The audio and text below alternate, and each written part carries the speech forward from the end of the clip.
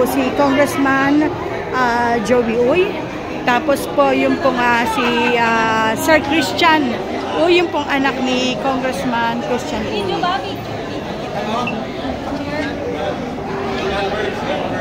Ayan, God first. 1, 2,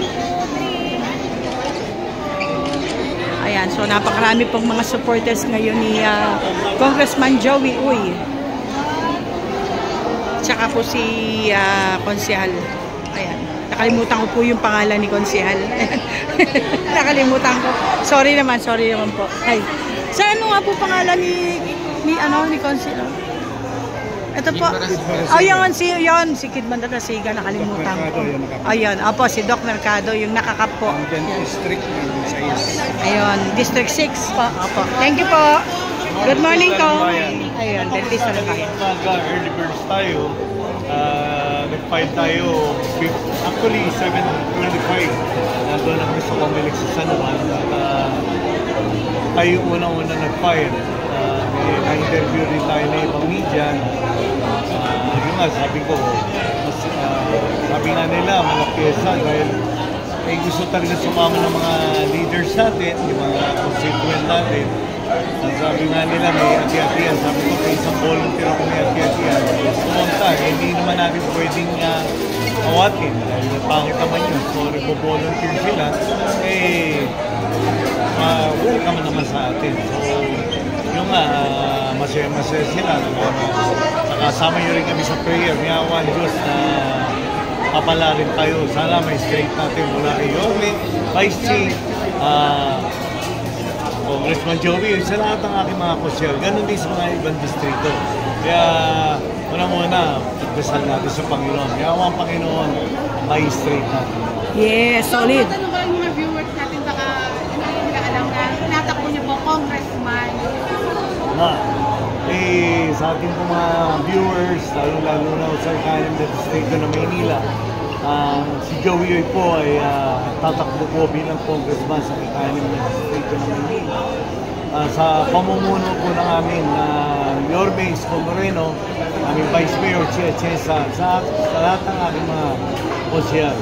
Unang-una mo, bago tayo mangambanya, bago niyo ibulong, sabihin sa mga kaibigan natin, unang-unang magdasal muna tayo para saka sabihin natin kung ano yung mga programa natin. Dahil sa Your Miss Choice, programa ho ang nilalahat natin sa mamamayan ng Luzon na Maynila.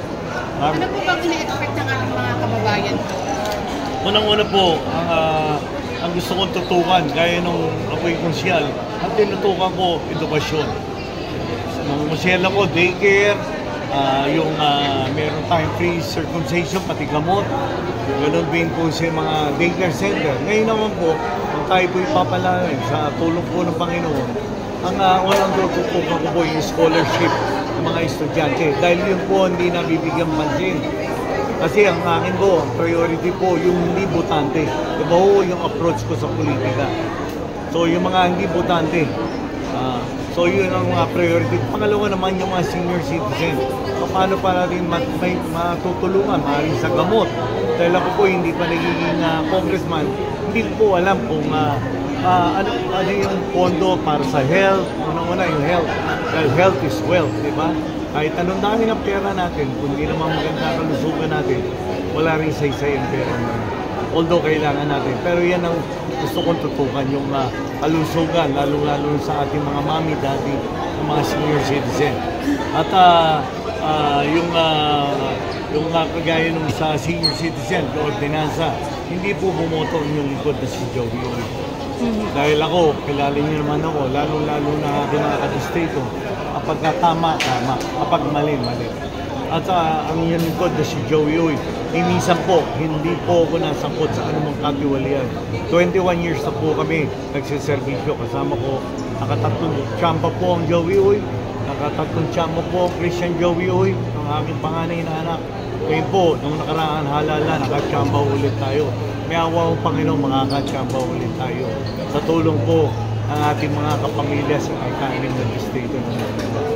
Kung tanong ko lang po, nabanggit niyo po kanina yung tungkol doon sa health.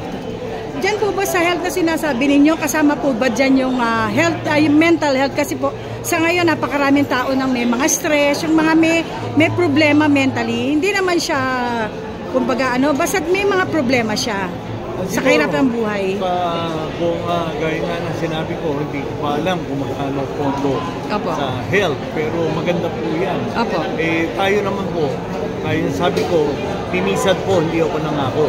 Pero handa ko tumulong sa ako aking makakaya. Pero kung kailangan niya mga servisyo niya, bakit hindi? Hindi po ba? Napakaganda po nun. So, maganda po yan.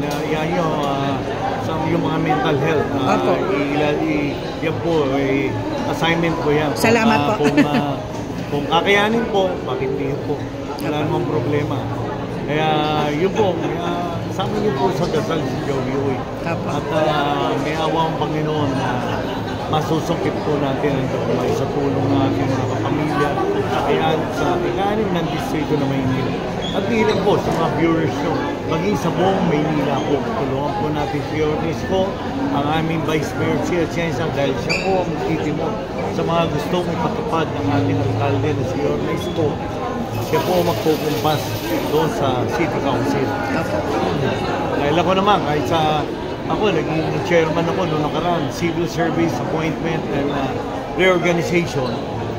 Ako naman, ginampanan ko naman yung aking tungkilin bilang konsyal, bilang chairman ng Civil Service Committee Appointment and Reorganization.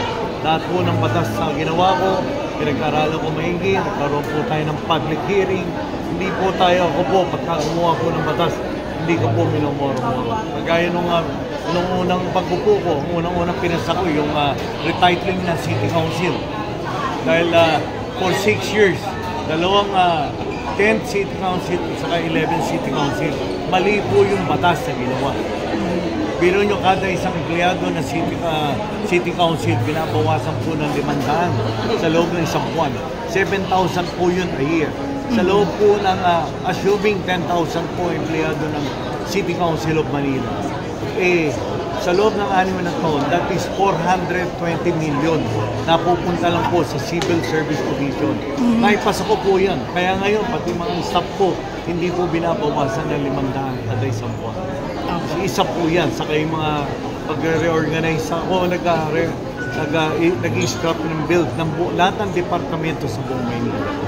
At awa naman po ng Panginoon, kampanan ko po yung aking tungkulin bilang konsyal o bilang mambabatas ang ika-6 na distrito. Maraming salamat po kung Uy. Napakasulang, napakabait na soon-to-be congressman niya. Maraming salamat din sa panahon na ginugol nyo sa inyong lingkod at makakasa po kayo na ako'y handa po tumulong sa abot po ng aking kapatid. Muli, magandang umaga po sa inyo lahat at isang magandang araw. Ayan, maraming salamat po, Kong. Ayan, thank you po. Official.